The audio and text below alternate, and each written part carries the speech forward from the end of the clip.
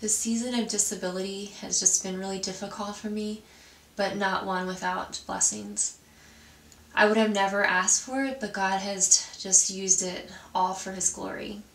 It's amazing what happens when we don't focus so much on our agenda and our set schedules, but when we can just slow down and just take notice of just all the hurting people around us.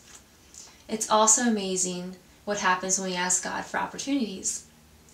He listens to our prayers and takes them seriously, so watch out what you pray for. I have 2 examples of this. About 3 months ago, I stopped in a consignment store to drop off some clothing, which had only taken a couple of minutes. The owner seemed really lonely, so I just began to compliment her on just her lovely shop, and I love vintage clothing, so it just sparked an immediate conversation with her about just her fun clothes. It was great just sharing interest. It started with one simple question though: how's your day going? She began sharing about how business wasn't going so well, and she also led some heartbreaking stories, including her son's suicide, which just happened 2 months ago. She wiped away tears that kept coming. I didn't know what to do with all the pain that she was going through and all the other stuff that she was dealing with, except ask if I could just pray for her.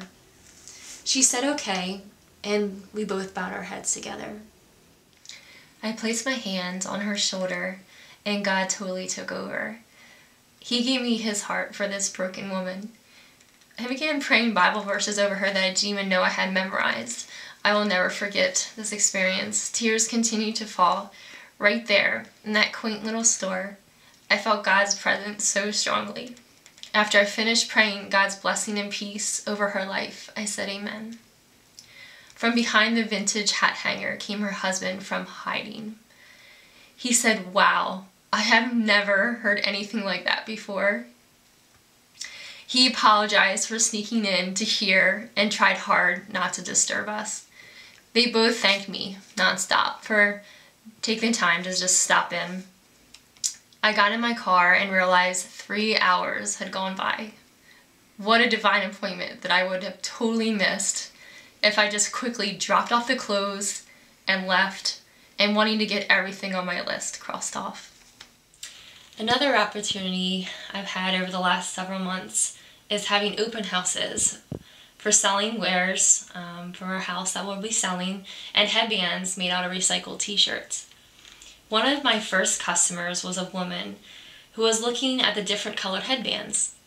I told her, "Feel free, try one on." She politely said she wasn't ready to take her hat off. She said she had cancer and was undergoing treatments. Again, feeling so helpless and just hurting for this woman, I asked if I could pray with her. She said yes, and she also asked me to pray for her husband, who was next to her, who was just had found out he lost his job. So I laid hands right there on them during my open house and prayed for both of them. They thanked me. The next customer was someone who was desperate. This woman knew Jesus. It was very obvious. The way she talked and about how she was trusting Jesus through all the verbal and physical abuse of her husband. She then began weeping. I just grabbed her and hugged her and cried with her, and tears started rolling down both of our faces. I began praying for her as she would chime in, hardly able to talk because of the intense pain that she was in. She couldn't stop thanking me and was so glad she stopped in that day. I believe sharing our faith is so much easier than we make it out to be. It takes looking for opportunities and putting our agendas aside. It requires obedience and acting on that still small voice.